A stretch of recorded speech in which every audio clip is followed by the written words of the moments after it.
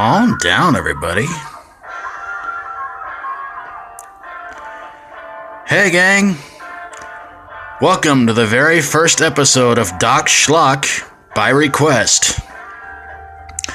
This is the series where you request it and I'll review it. As long as it's really bad horror, whether you think it's bad or anything like that. If you see a really bad horror movie out there and you want me to talk about it, or you want it reviewed, send it my way and I'll definitely get it done.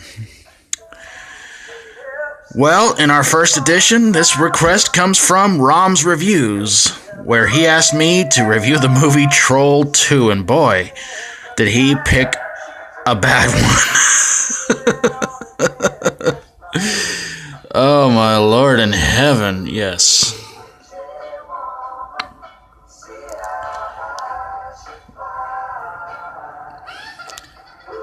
You know, I really don't understand why in the world they called this one Troll 2, when in all honesty it had nothing to do with trolls.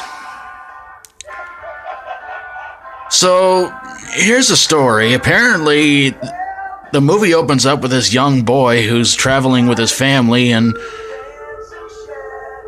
he starts to turn into a tree. He wakes up and realizes it was all a dream, and apparently his grandfather is visiting him. Turns out his grandfather's dead.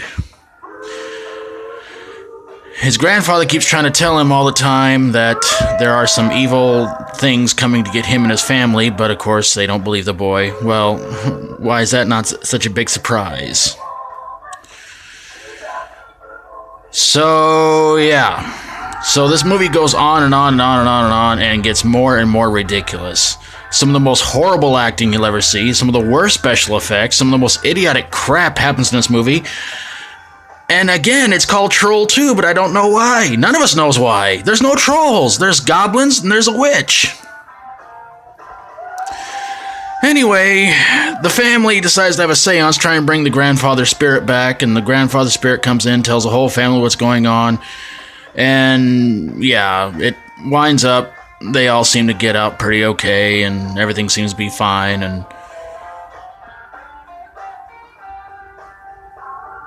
anyway, apparently these goblins' ideas, the goblins want to apparently turn their victims into trees and bushes and plant life, because the goblins are vegetarians, and if they turn their victims into trees and bushes and things like that, they can eat them. How in the name of God does that make any sense, I ask you? Because I have no clue. So anyway, the end comes, the family goes back to their old house, because apparently they left their old house to a bunch of monsters they thought were normal. Turns out, no, they're goblins too. The mom decides to go up, try and get herself a bath or a shower or something like that. Little boy goes in the house and sees a baseball dropping down the stairs, and apparently gives him a clue that apparently mom's in danger, and by the time he goes upstairs to see what's happening, he finds all these goblins eating his mom. And one of the goblins looks at him and offers some of his mom, and he screams, and that's the end of the movie. Wasn't that funny? Oh, good Lord in heaven. This is one of the worst sequels of a horror movie of all time. I enjoyed Troll, the first one, but this one was... There you go. Just god-awful terrible. If you're in for a movie with bad acting, bad special effects, and all around just pure badness and a complete waste of time, this is the movie for you. Troll 2, the original boogeyman, is back. Which makes no sense, because I don't think there was even a boogeyman in this one. It horrifies you in your sleep and haunts you for life. Certainly this movie did. Special thanks to ROMSreviews for requesting this movie. Go give him a check out. He does some really cool DVD reviews, and he's a really cool guy. And he has his own live web chat series every Saturday night at 10 p.m. I'll try and put his name down below, and the live chat web series where you guys can go check it out every Saturday night, 10 o'clock, 10 p.m. So, for Doc Schlock by request, if you have any horror movies you want me to review, send them this away. Till next time, stay strong and rock on.